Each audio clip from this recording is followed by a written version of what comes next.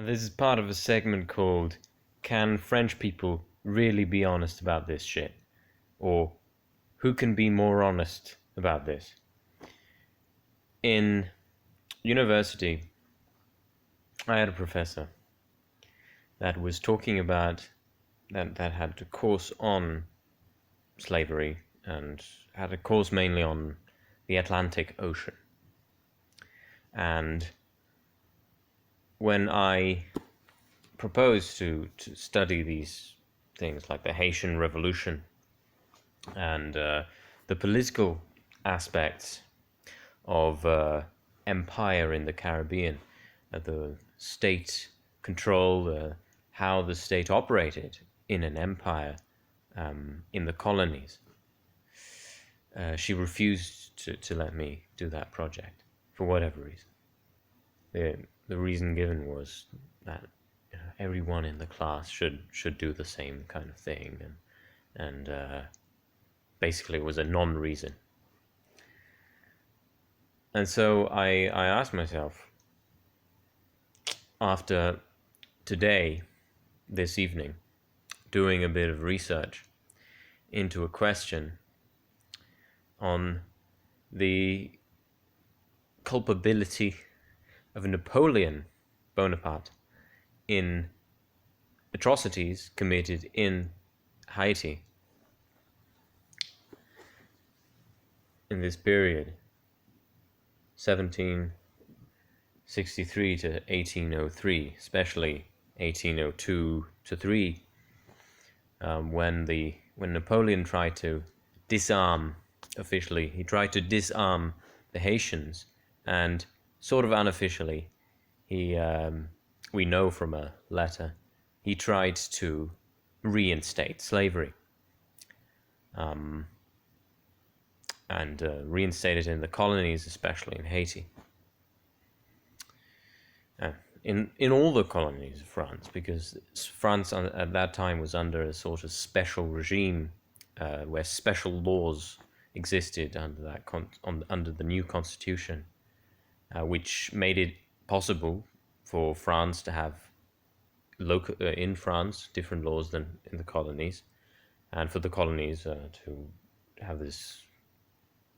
To have a new law in reinstating slavery in the colony, which he did try to implement, a kind of decree that said it would be reinstated for the next 10 years. Again. So I did some research on that. So I watched a video. I Googled.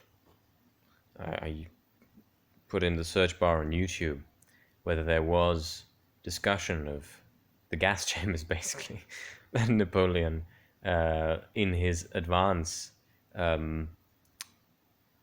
knowingly or unknowingly, created in his fight against the rebellion in Haiti.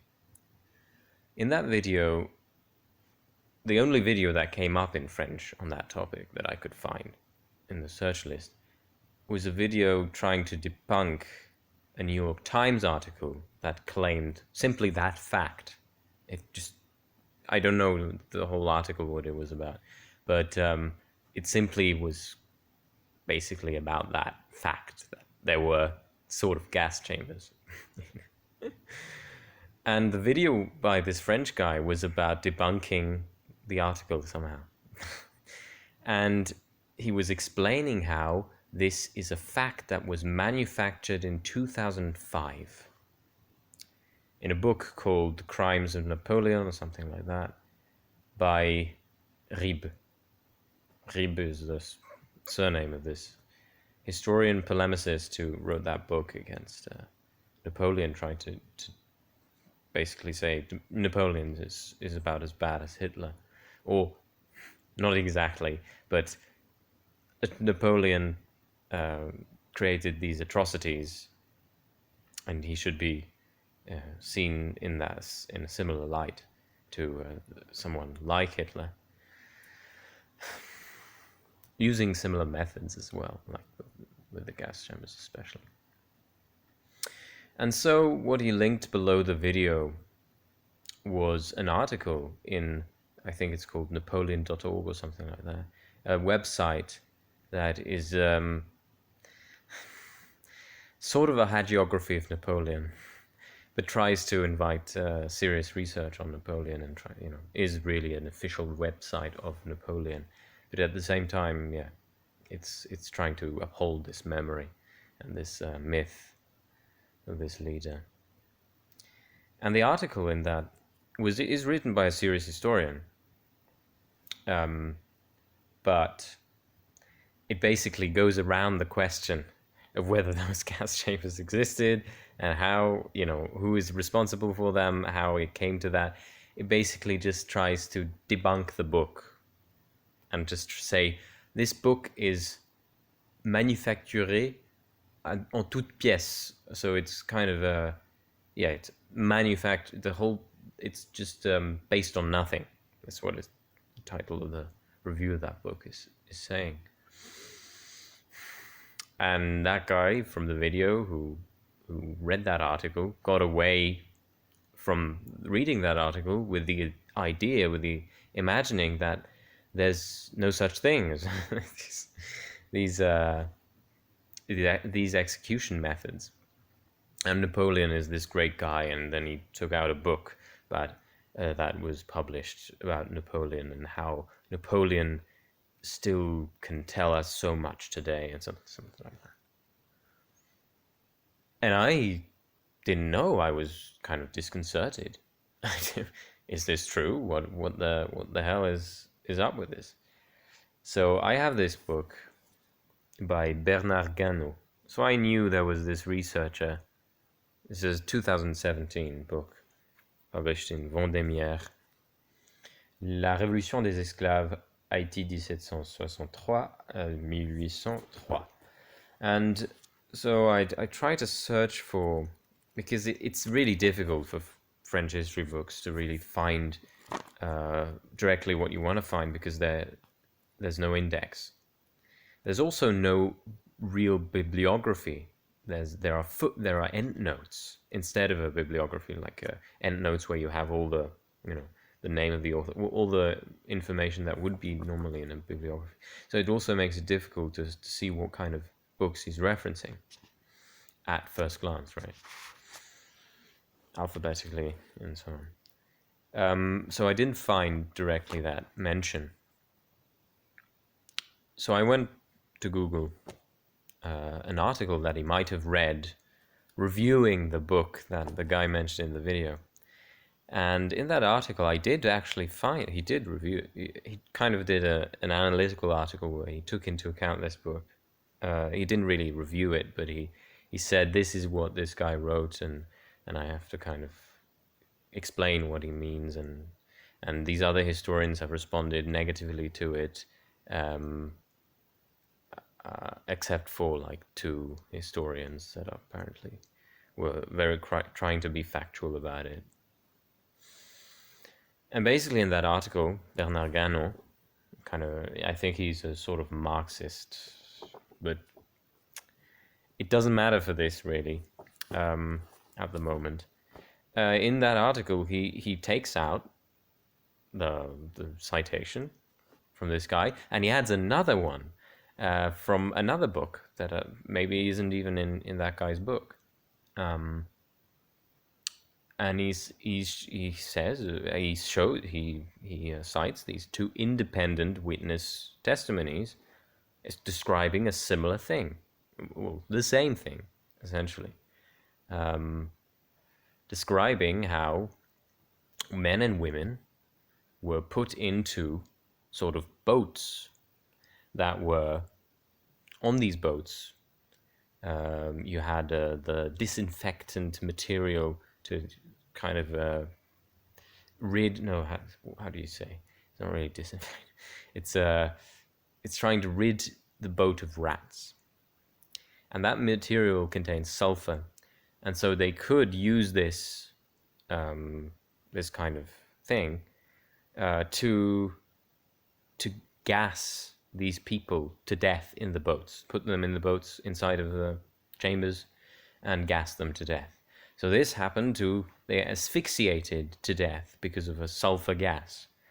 This happened to tens of people. We don't know how many, but we have these two independent testimonies that are, of current people who witnessed that, or who knew someone who witnessed that, who told them that. In any case, we have that. Maybe there's a third one, I'm not sure, by Victor Schölcher, but Schölchler, or something like that. I'm not sure because I couldn't find it online. The other two I could actually, I pulled out the digitalized version of one of the guy's testimonies. Yeah, and it was there. It's a digitalized his book from like 1824 or something like that, and it's digitized, so I go to exactly the page by just searching for the terms, and I was there on the page, and it really said, they used sulfur gas for this, right? Long story short, I then wrote a comment just assembling all the material that I just searched for. And so to make it more credible, because this guy obviously was a bit further away from the truth than me at the beginning of this. He was under the illusion, probably from that same article debunking the book from 2005 on the website napoleon.org. It gives the impression also that Napoleon maybe didn't even try to reinstate slavery. Yeah. And so I looked up, and again in Ganon's article, he references the letter from a guy that we know of. In any case, I put that into Google again, and I found a PDF that this time it had all of these different decrees, full text. It had a whole historical context as well, more than's in this book, which is interesting.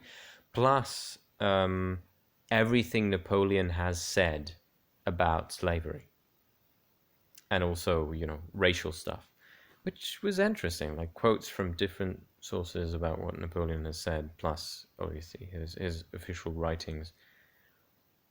That was interesting. So the question is, could I have done some project on that with that teacher who is from France?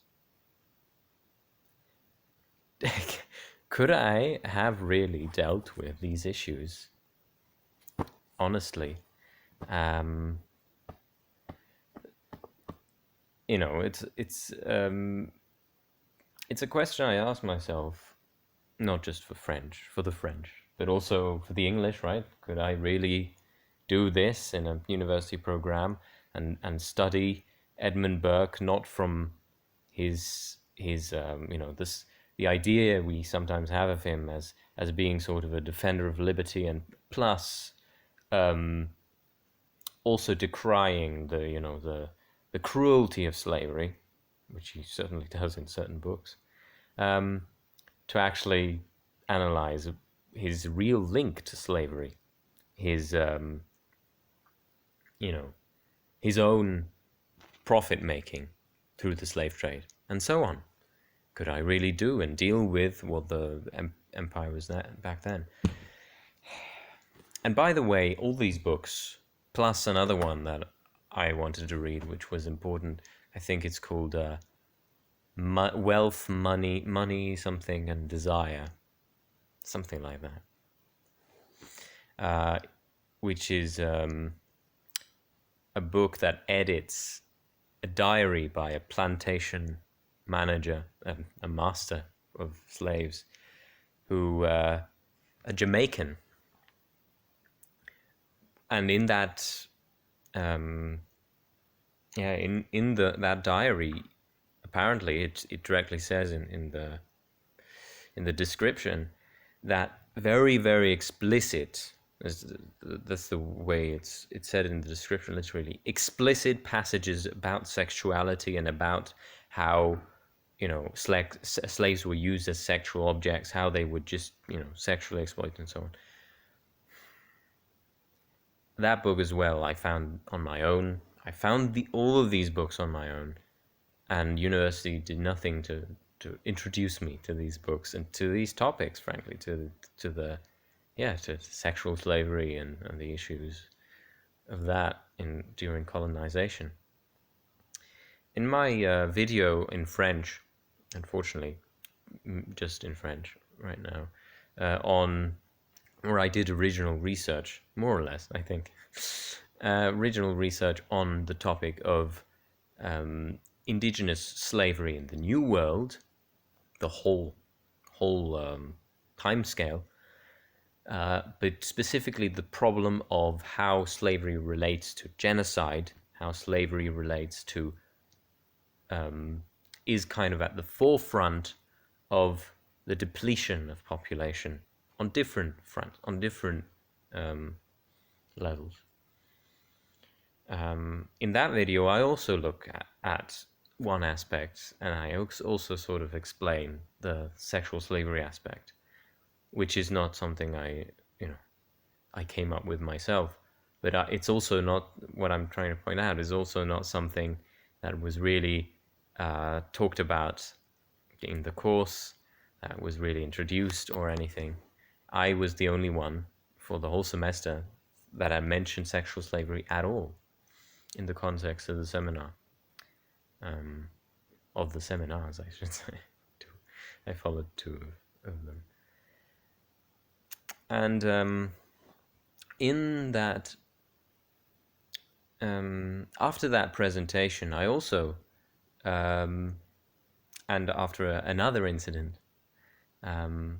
where I tried to talk about some subjects, this, I'm trying to say this is a more general pattern. It's not just about slavery and these controversial topics, but it's also about other topics, which might be controversial to some degree, yeah, but not as explicit or as difficult to deal with as slavery, in my opinion.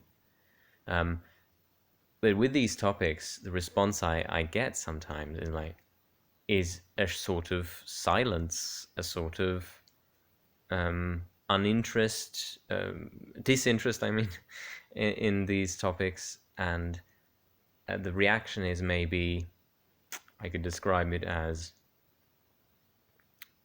verblüfft in German, sort of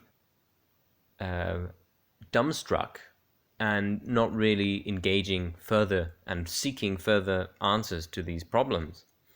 And really, I'm the one saying, this interests me, I would like to do a project on this, right, with these books and so on. But I can't channel any curiosity from the professor, or from other students for that matter. Yeah. Maybe some students were interested, but I didn't get any of that as feedback or anything like that. They found my presentation impressive, but they weren't really trying to do research with me on this and try to go deeper into these topics, which I was completely prepared to do, and I'm still now. Someone does.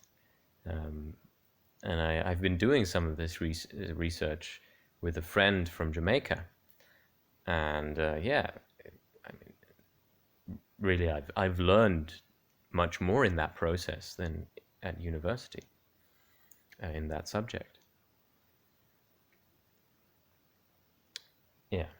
So the question really remains: can these subjects be dealt with in the context of university? Yes or no?